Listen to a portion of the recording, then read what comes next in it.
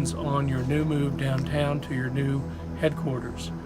I've been delighted to watch the progress that you've made these past several months, and I look forward to all the great things that I know you'll be doing in the future. Congratulations, West Virginia DII and Murphy Media, two outstanding companies partnering for some of the most wonderful causes.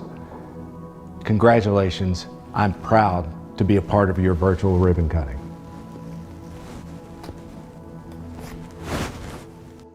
My name is Patrick Morrissey, your Attorney General. I wanted to congratulate the Intervention Institute for its good work and for its virtual ribbon cutting today. We're in different times, so we have to talk a lot more online and virtually, but I'm very pleased with the work you're doing. For us to all be able to tackle the opioid epidemic, we need a large team. We need a lot of people taking dramatic action to stop the senseless death in our state, and I'm pleased that you're joining this effort. Thank you for everything you're doing. I am Steve Williams. I've been seeing everybody cutting silver ribbons. I am so proud of Murphy Media. We've got one gold ribbon to be able to cut for Murphy Media. Joe, we're awfully proud of you.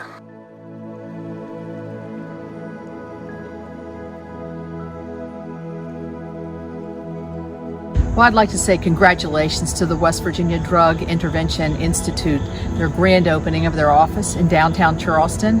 But I'd really like to thank them for all the efforts that they're making and will make in the future for education, for prevention, for advocacy, for collaboration. We've got a real problem in our state and really across the nation, and I really admire the efforts of the West Virginia Drug Intervention Institute to try to put together solutions, to try to meet the problem where it is, and to help families and folks all around the state to try to get well, to meet the challenges of addiction, and to find out where those resources are. So good luck and congratulations on your grand opening. Hello, I'm Senator Joe Manchin. It is a pleasure to be able to send you virtual greetings today as we celebrate the partnership of Murphy Media Inc. and the WV Drug Intervention Institute Inc. These entities work closely together to combat the opiate and substance abuse epidemic in West Virginia and reduce the overdose deaths in our state. West Virginia knows all too well the devastating effects of opiate and drug abuse on individuals, families, and communities. Last year alone, we lost over 70,000 people due to drug overdose. That's more than the number of people that we lost during the entire Vietnam War. Since 1999, more than 700,000 people died in the United States from drug overdoses, primarily related to prescription opiates. This epidemic is having a lasting effect on our families and communities. We have a responsibility, all of us, to step up and do everything that we can to combat this epidemic. As this drug misuse and abuse continues, more kids are being raised by grandparents and in foster care than ever. More babies are born with neonatal abstinence syndrome. If we're going to have a fighting chance to break the multi-generational cycle of addiction, prevention needs to start with our children and youth. I know that continuing to work together, we'll be able to fight this epidemic and have an impact on countless families in our home state. So thank you so much for all your hard work, and God bless each and every one of you.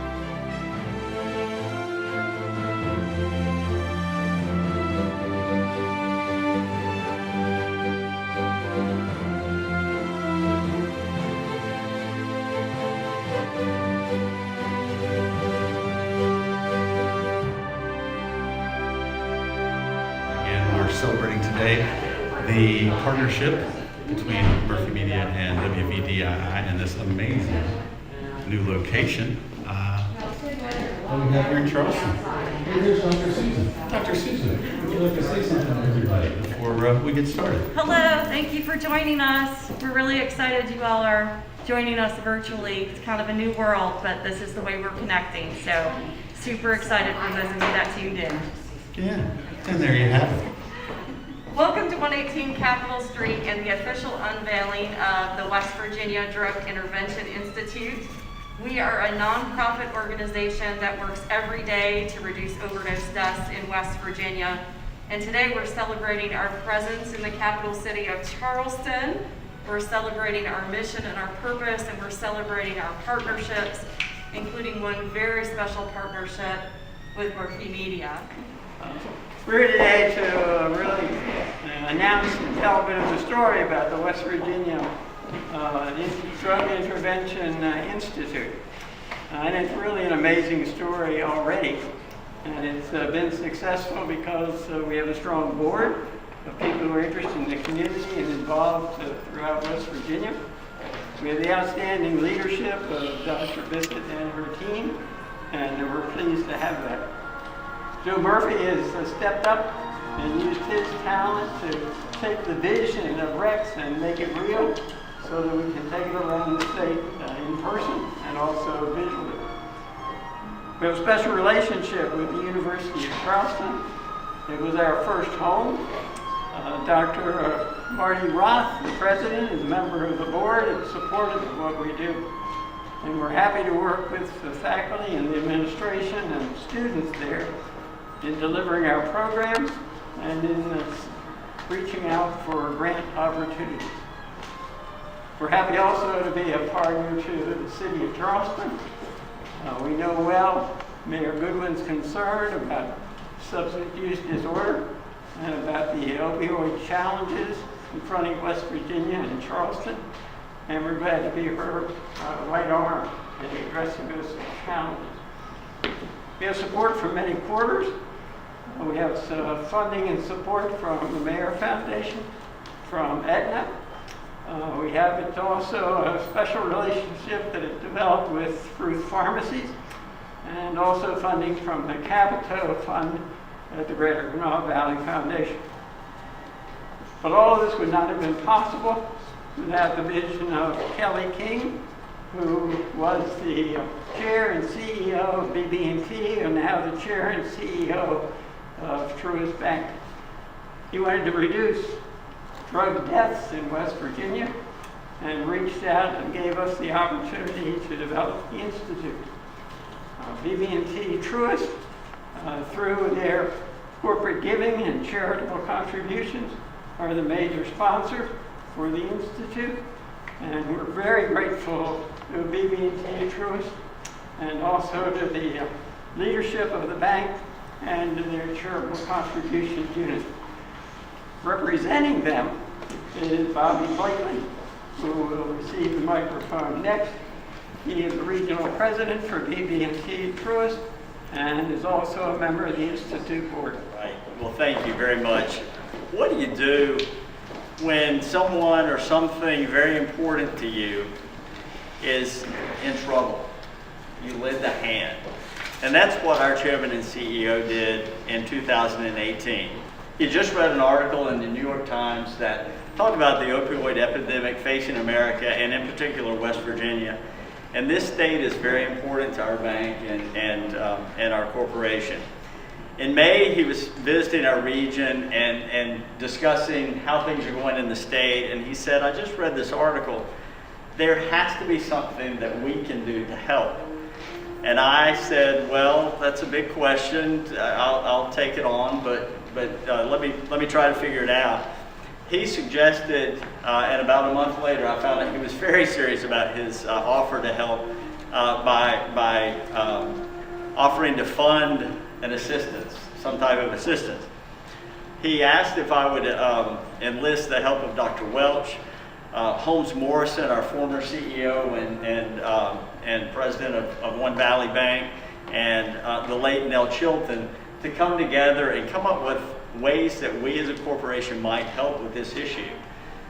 The more we learned, the more we realized we didn't know. We realized how enormous the issue was. It's multi-pronged and multifaceted.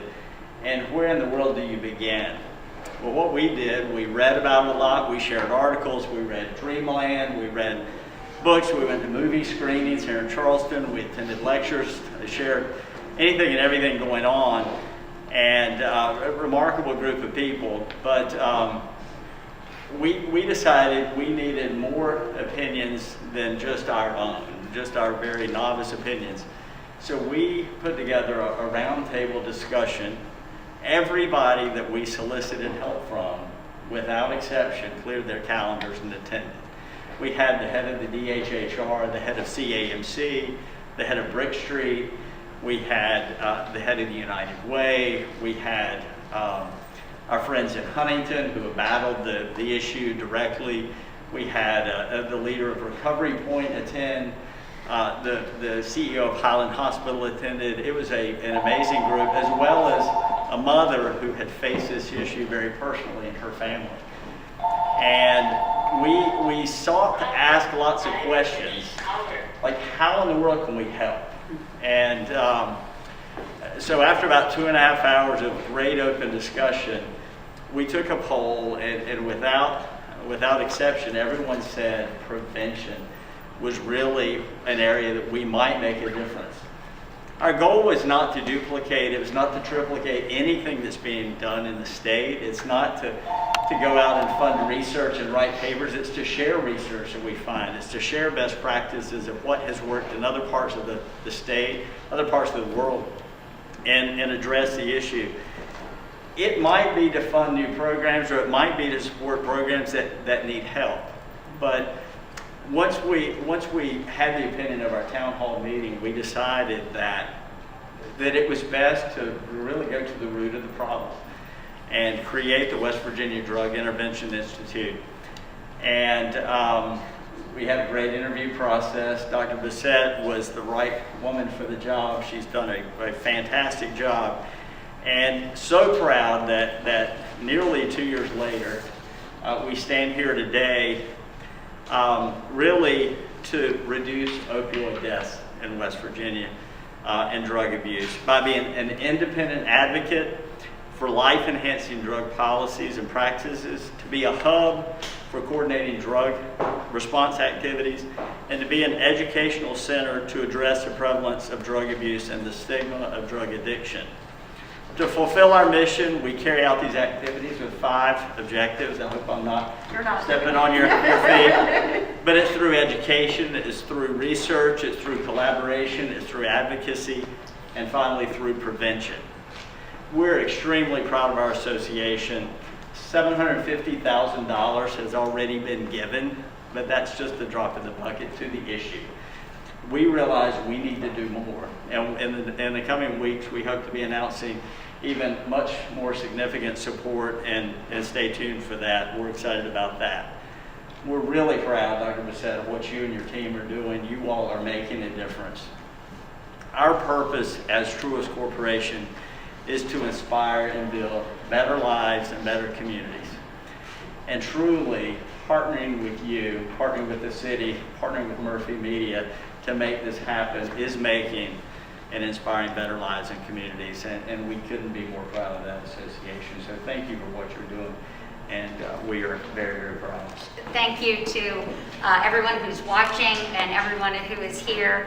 Mr. President, it is always wonderful to see you, and thank you for your commitment, and thank you to Truist as well for their commitment. To say that you all have the dream team is about the understatement of the year. I've known Joe Murphy for a very long period of time, and his creative talents will serve so many families. Dr. Bissett, not only do I have a great friendship with her, but something that I definitely know in the work that the West Virginia Drug Institute does in partnership with the city is you have to have 2 things to make this work, and it's somebody who uses their head and their heart. You can't have either or, you have to have both. And that's what you bring to this institute. And so thank you always for the families just like mine, who 4 years ago, next week, buried a 29-year-old who died of a fatal overdose. A beautiful kid in his 20s. WVU, engineering student, had everything going for him. My family is like every other family that are going through this, and that's the mission. The mission is not to bury another Michael, is to make sure that we're out there with prevention and that we're working together, and from a city standpoint, sharing the data that needs to be shared, because it's something that I'm not sure that we did a great job in the past of sharing that data that can really make a difference. I'm just thrilled to be here today with Murphy Media and Rex and Dr. Bissett, and with the leadership here from both of you. So thanks for establishing right here in the heart of downtown Charleston. We're thrilled to have you, and our families are thankful that you're here. Thank you. So I've written down my remarks because I was afraid that I might forget something, because I have a lot of partnerships to mention. But since May of 2019, when I started my time as president of the Institute, just want to share some of the things that we've been able to do. We have reached about 40,000 families about the importance of medication safety. We have distributed over 5,000 medication disposal kits. And what that means is that potentially we've had 225,000 pills out of homes where they are likely to be shared, abused, or diverted. We've also educated over 5,000 students in West Virginia about medication safety in 5 West Virginia counties. So just in the short time that we've been here, we've been able to really make that kind of an impact. This has been accomplished through the guidance and leadership of our board, and also through the very hard work of our staff. And so I want to take a moment just to introduce our staff. They're often behind the scenes. And so Charlie Fox, over here, who is manning the microphone, is our assessment and research director. Charlie works very closely with the city and does a fabulous job with research. She is also the legal expert in the building because she is a lawyer, and so I often go to her when it comes to, does this sound right for a policy? What do you think? Jessica Napier-Eagle, who is our education director, who has been pretty much every school in Putnam and Kanawha County in the last year and is working to educate teachers. And then Tanita McCourt, who is our program director, who is moonlighting as Rex today. So I wanted to make sure that we introduced our staff because they really do a lot of work. They work a lot of overtime.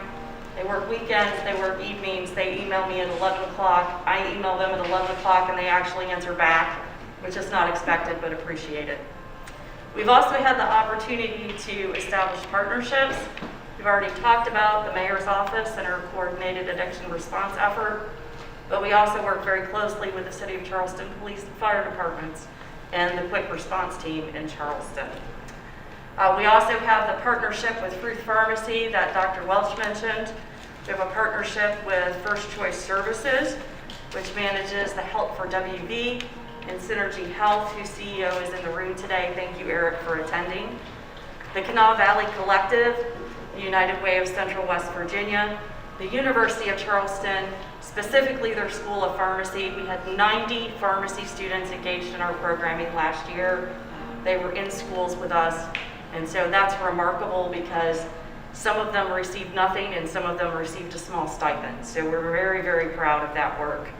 The West Virginia Office of Drug Control Policy, I know Bob Hansen is watching today, Solutions-Oriented Addiction Response, and Joe Solomon, the Charleston Area Medical Center, the West Virginia Department of Education, and the West Virginia Prevention First Network. So now's the hard part because we've been grouching at each other all morning, so I have to find something nice to say. No, these partnerships have obviously been very invaluable to reducing fatal and non-fatal overdoses in West Virginia and spreading the word about medication safety, but also increasing access to treatment services for those that are impacted by substance use disorder. But one of our most valuable partnerships has been with Joe Murphy, CEO of Murphy Media. And I know that Steve Williams, the mayor of Huntington, is watching, and he's not particularly happy that Joe Murphy is in Charleston. So I will say that this is one of 2 offices that Joe has now, so he does have an office in Huntington. But when we moved downtown, we were very fortunate to be able to have Joe come into the space and work with us side by side, and that has been invaluable in terms of some of the things we've been able to do. Many of you know the story about how Joe and I met. I called him on a random Thursday afternoon and said, I have this crazy idea about this talking pill bottle. Here he is. He's not talking today. But Joe had a lot of sage advice about how to do that without endangering children, but educating children and helping them to understand that medication was not something to be shared or messed with. It was something to be respected, stored correctly, and disposed of correctly. And we just keep doing more. Now we're looking at virtual reality possibilities for Rex to help kids engage while they're at home isolated because of COVID. So the possibilities are endless. He has become one of my dearest friends in addition to my colleague. And yes, we do fight from time to time. It's a 50-50 chance who's going to win. So sometimes the staff tosses a coin. But we're very, very lucky to have him here in Charleston as well, and that's just an added benefit. And he is our primary media partner, and so with that, Joe Murphy. Do you want to wind it off? We work together, so. I've never been called a man of few words, but today I'm going to be, because Dr. Susan put it so well.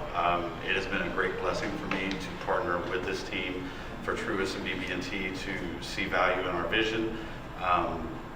Really being able to use innovation and creative ideas to tackle this problem is the only way we're going to tackle it. And to be able to be given the opportunity to do that means everything to me. I decided in this past year that Murphy Media is no longer about anything but stopping the opioid deaths in West Virginia. So we have no private sector clients. We are focused on this, and we believe that with the help of the WVDII and all of the organizations that are working towards this, we can get there. We do believe that West Virginia is the epicenter of the cure, is the epicenter of the answer, and we intend to show it with things like virtual reality and using innovation to engage children and adults, because we believe it's all about education and teaching folks the dangers.